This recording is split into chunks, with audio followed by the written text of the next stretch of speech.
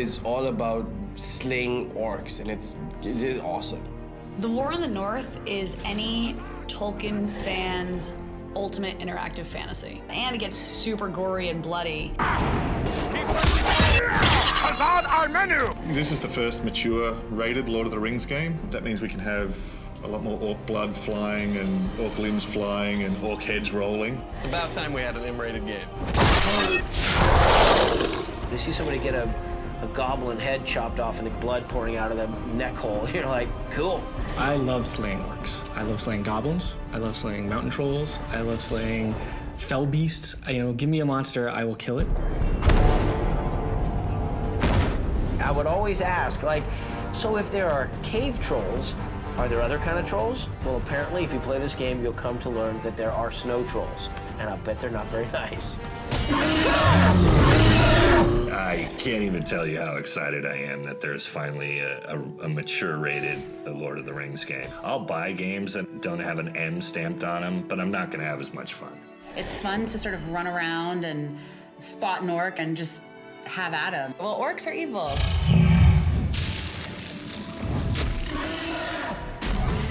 It's nice that, I can get on Xbox Live and kill things with my friends. And I can be in my underwear, and they have no idea. The characters have a little gravity to them, a little weight to them, so when they get hit in the kneecap and it explodes their kneecap, you really get a sense of the tendrils and all the things that hang out of the kneecap as the character's falling. You face a ranger now! One of my favorite metal songs called Destroy the Orcs by 3 Inches of Blood, and I would just put that song on and let the orc bodies pile up around you.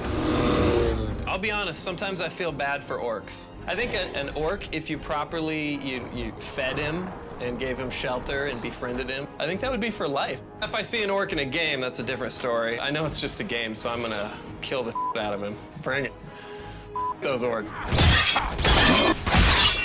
I think if you're an adult, you should have the option to play whatever type of game you should play. If you're dealing with a game based around war, and that's what you're into, and you've paid for the game, then maybe you should be getting what you expect. War is an important theme in the books, and Tolkien never really shied away from the brutality of war. It's not really that we wanted to do, gratuitous violence for the sake of it. It's that as the books are written, the violence is realistically depicted, and it's nasty and brutal and intense. Tolkien's life was really marked by both of the world wars. The First World War that he himself served in, and then his sons took part in World War II. And actually, while he was drafting The Lord of the Rings, he was sending off chapters of The Lord of the Rings to his son Christopher, who was in the Royal Air Force down in South Africa.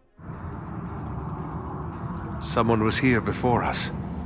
There was a fight here very recently. The bodies, they're dwarves. I think War in the North appeals to a couple different types of gamers. I think it appeals to the guy that just wants to hack and slash his way through an adventure. It appeals to a guy who wants to have a little bit of a role-playing experience. An action role-playing game is one where you build your character for the purpose of making them a good fighter. It's really a game that's bringing together two genres. In terms of the role-playing elements of the game, I mean, the studio that's making it, Snowblind, has a more than 10-year heritage of making fantastic role-playing games. It's very fast, it's very aggressive. The other side of that, the role-playing side, is it's more than just playing as these characters, it's developing a character.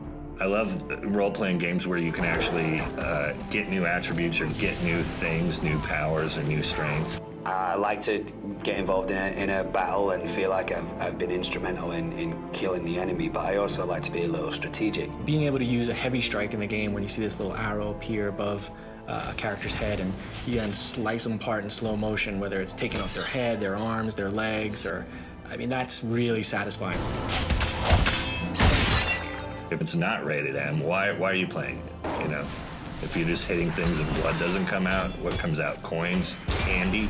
It's no fun unless blood comes out. Am I right? I'm totally right.